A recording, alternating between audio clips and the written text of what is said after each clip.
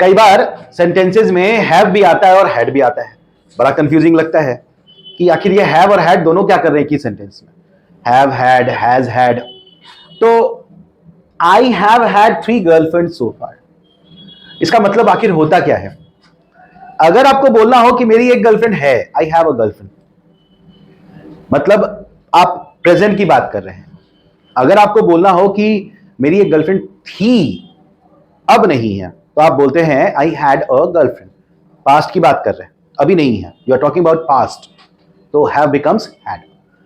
लेकिन हैव और हैड दोनों अगर साथ में आ गए, इसका मतलब है कि आप अभी तक जितने भी गर्लफ्रेंड्स आपकी रही हैं लाइफ में, आप उनकी बात कर रहे हैं।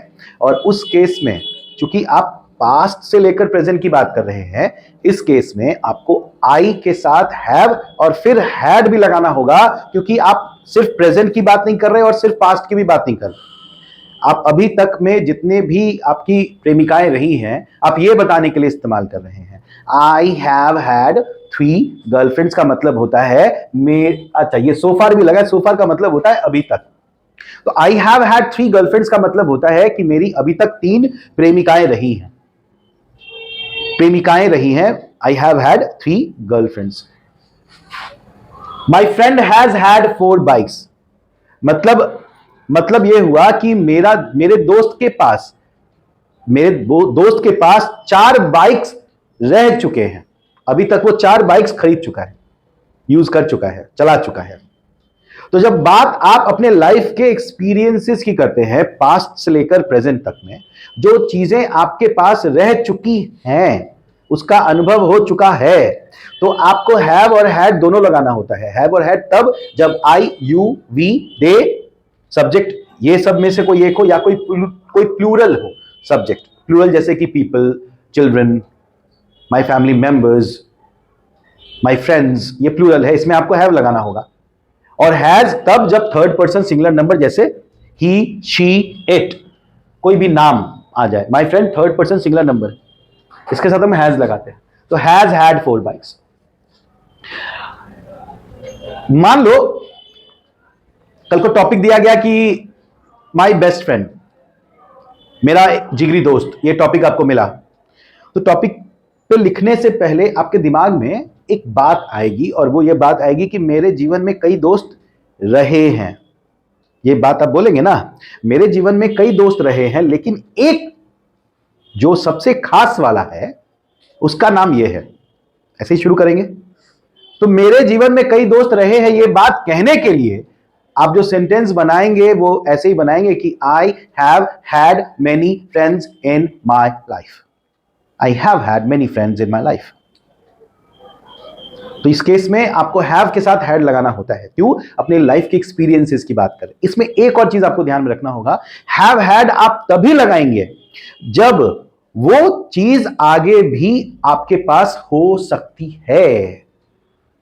जैसे अगर मान लो मैं कह रहा हूं आई have had 3 girlfriends so far, इसका मतलब है कि मेरे आगे भी और गर्लफ्रेंड्स होने की संभावना है। मेरी अगर शादी नहीं हुई है तो मैं ये बात कह सकता हूं। अब मैं रणबीर कपूर तो हूं नहीं, एनिमल वाला, है कि नहीं, कि शादी हो गई फिर भी जो है। और अगर मेरी शादी मान लो हो गई, अब मुझे बताना हो कि शादी के पहले मेरी 3 प्रेमिकाएं रह चुकी थी, तो बस एक चेंज करना होगा। क्या करना होगा, गेस करो? हैव को हटा देंगे,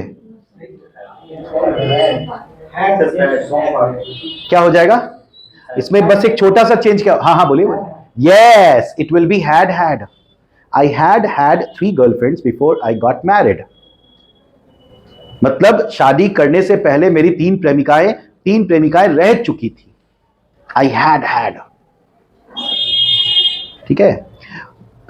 हैड हैड को समझने के लिए एक और सेंटेंस, मान लो आपको बोलना हो कि जब मैंने कार खरीदी उसके पहले 10 साल से मेरे पास एक बाइक रही थी या बाइक थी, तो 10 साल से आ गया, इसका मतलब है कि आप थोड़ा लंबे समय की बात कर रहे हैं।